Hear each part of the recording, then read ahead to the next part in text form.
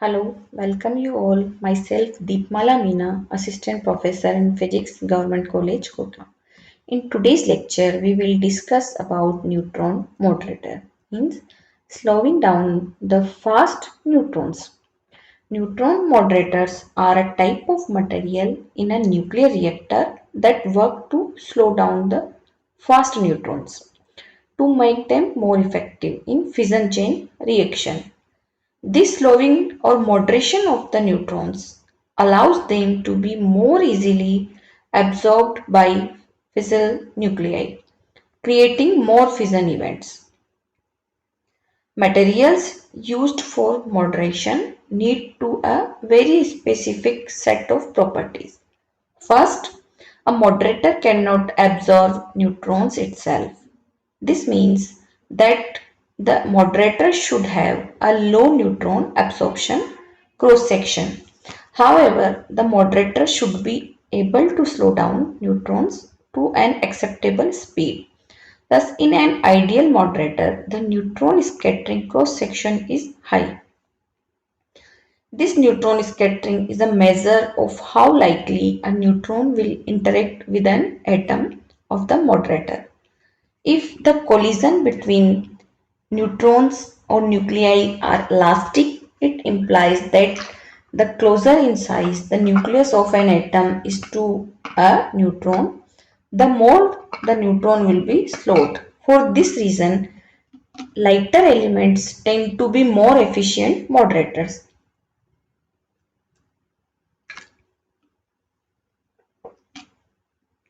Now, types of moderating materials.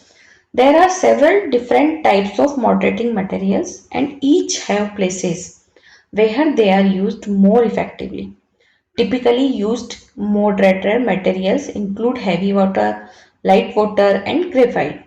The relative properties of these materials are compared below. The moderators vary in terms of their moderating abilities as well as in their cost also. First, we will study about light water. Light water, no different than regular water, is used in many reactors because it contains large amount of hydrogen. Hydrogen works well as a neutron moderator because its mass is almost identical to that of a neutron. This means that one collision will significantly reduce the speed of the neutron because of the laws of the conservation of energy and momentum.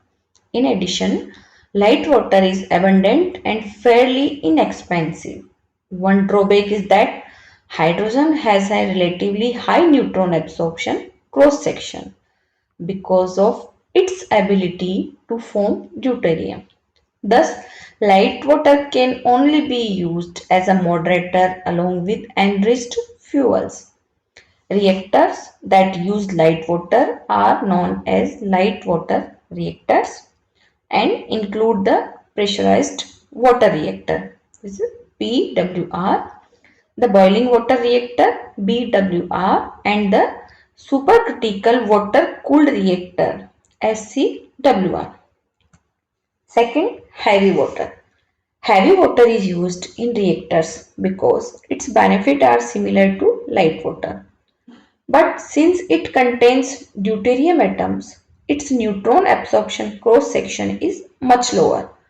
The main disadvantage to the use of heavy water is its high cost of production, as it is made using the Gardner sulfide process. Reactors that use heavy water include the CNDU design and the pressurized heavy water reactor. Third is graphite. Graphite has been a popular moderator in the past. However, one drawback is that it needs to be extremely pure to be effective. Graphite can be made artificially using boron electrodes. However, since boron is a very good neutron absorber, a small amount of contamination will make the graphite an ineffective moderator. One benefit of graphite is that even at the high purity that is necessary for graphite to perform well, It is available at a fairly low price. In addition, graphite is a good moderator as it is thermally stable and conducts heat well.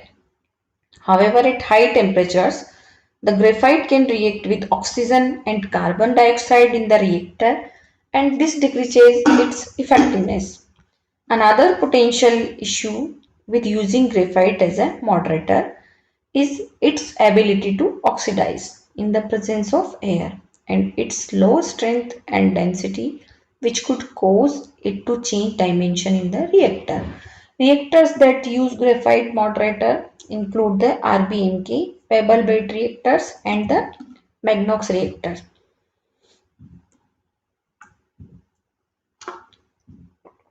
Now, alternatives. Nuclear reactors can be either thermal or fast. Currently, almost all operating reactors are thermal and thus require a moderator to slow down fast neutrons to the thermal level so that nuclear fission can continue. However, in fast reactors, a moderator is not needed and the neutrons within it move much more quickly. Fast reactors are beneficial as they enhance the sustainability of nuclear power. This is because they have the ability to get more neutrons out of their fuel and transform nuclear waste into products that decay more quickly, and they respond better to potentially catastrophic equipment's failure. However, they are more expensive and they can overheat fairly easily. Now we will study about the mechanism of slowing down of moving neutrons in a moderator. This is in L frame, this is in C frame, means center of mass reference frame.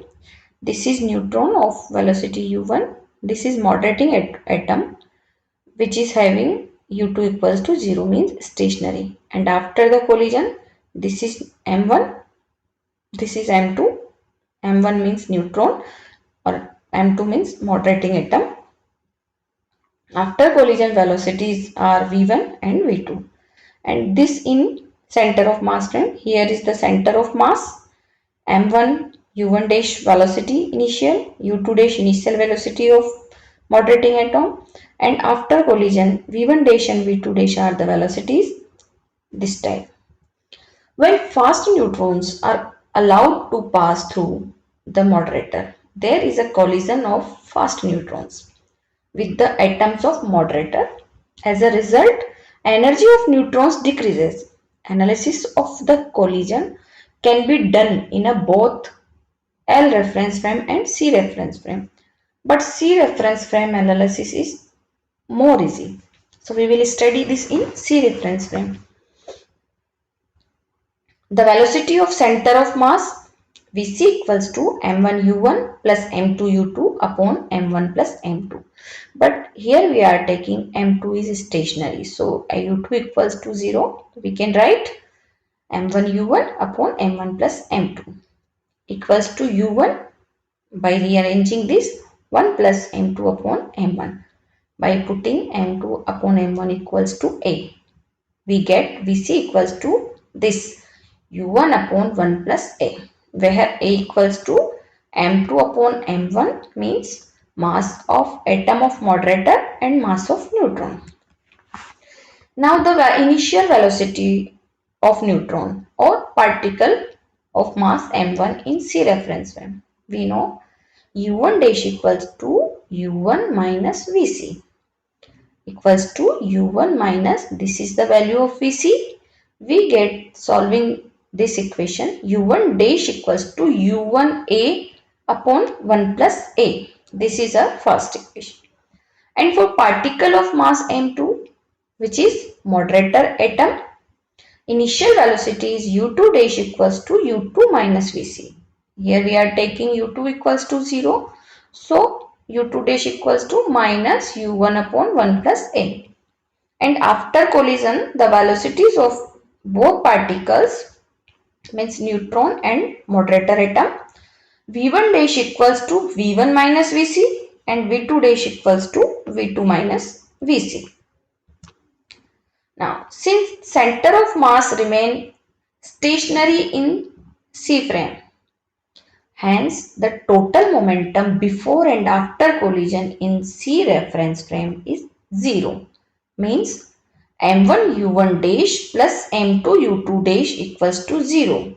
This is momentum before collision. From this equation, we can write u2 dash equals to minus m1 upon m2 u1 dash, and also u1 dash equals to minus m2 upon m1 u2 dash. Similarly, after collision, momentum is m1 v1 dash plus m2 v2 dash equals to 0.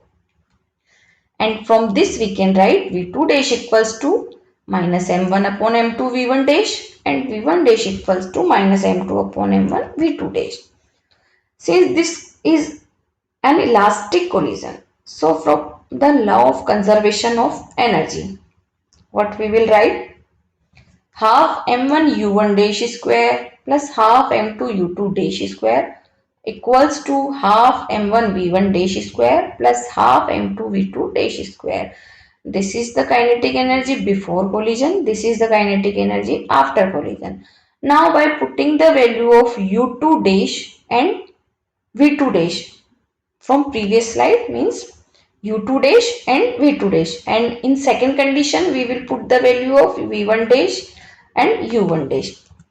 So by putting the value of u2 dash equals to minus m1 upon m2 u1 dash, and the value of v2 dash equals to minus m1 upon m2 v1 dash, we get m1 u1 dash square equals to m1 v1 dash square.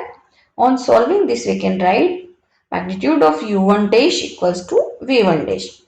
Similarly, by putting the value of u1 dash, which is minus m2 upon m1 u2 dash, and the value of v1 dash, which is minus m2 upon m1 v2 dash, we get u2 dash square equals to v1 dash square, and u2 dash equals to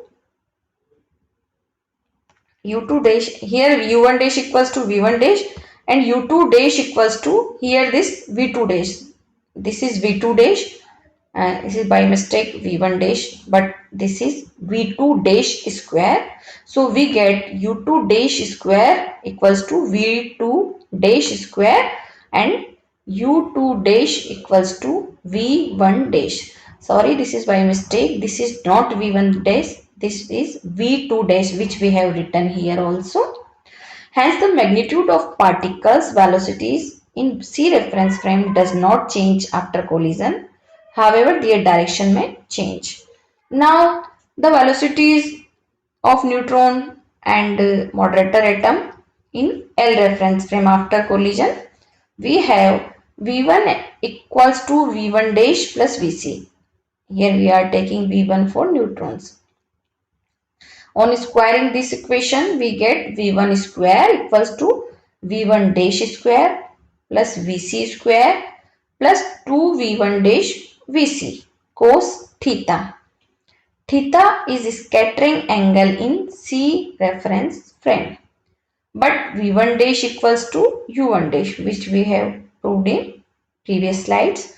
So by putting the value of this, we get V1 square equals to, this is from here we will put the value of V1 dash, U1 dash square plus Vc square plus 2U1 dash Vc cos theta. Now we will put the value of Vc and U1 dash, which is the Vc equals to U1 upon 1 plus A, where A equals to M2 upon M1, and U1 dash equals to U1A upon 1 plus A.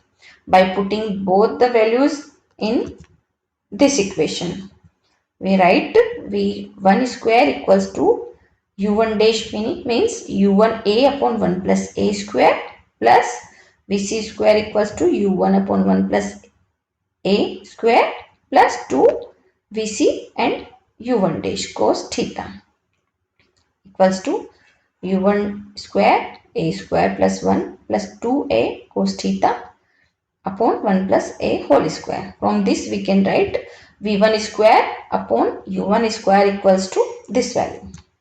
Now in L reference frame, if EKI and EKF are kinetic energy of neutron, before and after collision. Then we will write EKF upon EKI equals to half m1 v1 square upon half m1 u1 square. This is the kinetic energy of neutron before after collision, and this is before collision. By solving this we get v1 square u1 square. By putting the value of v1 square upon u1 square from this expression, we get EKF upon EKI equals to a square plus 1 plus 2a cos theta upon 1 plus a square, where v1 square upon u1 square, this value we have put here. If theta equals to 0, means there is no change in the direction of collision. Then if theta equals to 0, then EKF equals to EKI, means there will be no loss of kinetic energy, hence neutron will not suffer any moderation. Now if theta equals to pi, if we will put theta equals to pi, then what will be the value? The value of cos theta will be minus 1. Means the direction of neutrons changes 180 degree. There will be maximum loss of kinetic energy. In this situation, EKF upon EKI equals to a minus 1 whole square upon 1 plus a whole square. In this condition, loss of kinetic energy per unit kinetic energy will be, which is this EKI minus EKF upon EKI equals to 1 plus a square minus a minus 1 square upon 1 plus a square, because we can write this term in terms of 1 minus EKF upon EI, then 1 minus the value of EKF upon EKI, and on solving full expression we get 4a upon 1 plus a whole square. From above equation, we can say that when a equals to 1, maximum kinetic energy will be transferred to the target atom. This result is used in selecting the suitable moderator in order to decrease the speed of neutrons. Hydrogen or heavy water are suitable moderators as their masses are nearly equal to the mass of neutrons.